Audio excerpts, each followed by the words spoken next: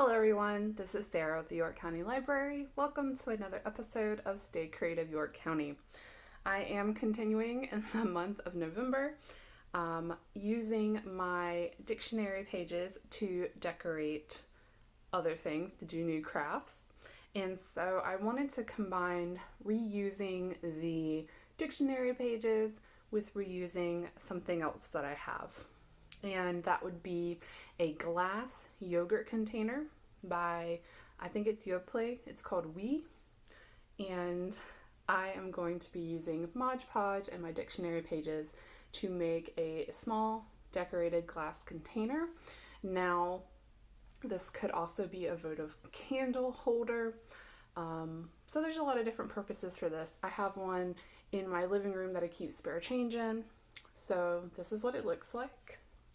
And for this project, you will need a glass container. It could be one that you repurpose, a small glass jar, or you could buy small glass candle holders at the dollar store, or you could even buy a drinking glass as well if you wanted to do a larger project.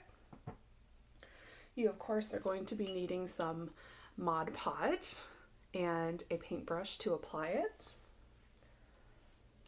You will need some scissors to cut your dictionary pages down. To be able to trace and make sure you have the right size of paper, you may need a pencil. I have some yarn to decorate my final piece. You could also use ribbon or twine. And of course you are going to need something to decorate with, so I have my dictionary here that I'm going to pull a few pages from to be able to decorate with. And I also, since I'm going to be using this as a votive candle holder, have this.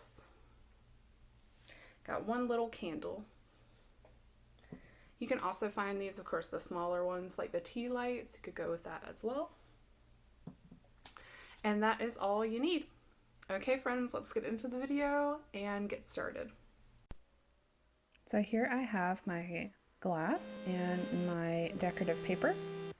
First thing you're gonna want to do with your glass is to make sure that your paper will fit.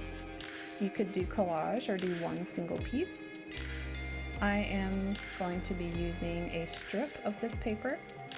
I have used some scissors to take care of that rough edge at the top. And I'm marking how far down on the paper I need the strip to be.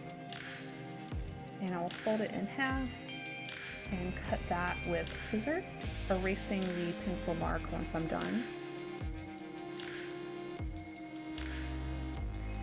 Now, because the container is a little slanted, I chose to actually cut small strips of this paper out, and then I will put them next to each other around. So I'm just making sure that fits well on the curve. And so now I'm going to roughly cut out the same width for the rest of this paper strip. So once I have all of my paper cut, I'm going to take my Mod Podge and a paintbrush. And it just so happened that my glass fit in this tape roll, so I didn't have to hold it. So I'm just going to put a thin layer of Mod Podge down, put one piece of paper on it, use my scissors to make sure that the top was set underneath the lip of my jar. I'm using my eraser. And when it came to the bottom, I put a little thin layer of Mod Podge there, and started out using my eraser, but it ended up being easier just using my fingers. At the bottom, you will have some creases because it is rounded and the paper is straight. So you continue this all the way around. And since I do have a small curve in mind, there was a tiny little spot at the bottom where there was a gap. So I just cut off a piece of paper from my dictionary page, put a little Mod Podge down, and covered that up.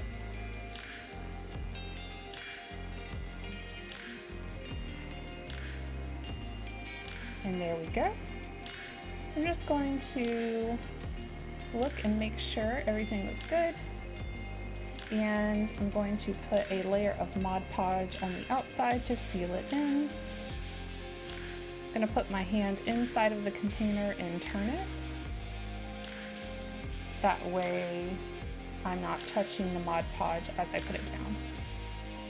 So I want to make sure I push the edges down with the Mod Podge. I'm using the point of my paintbrush, and there we go.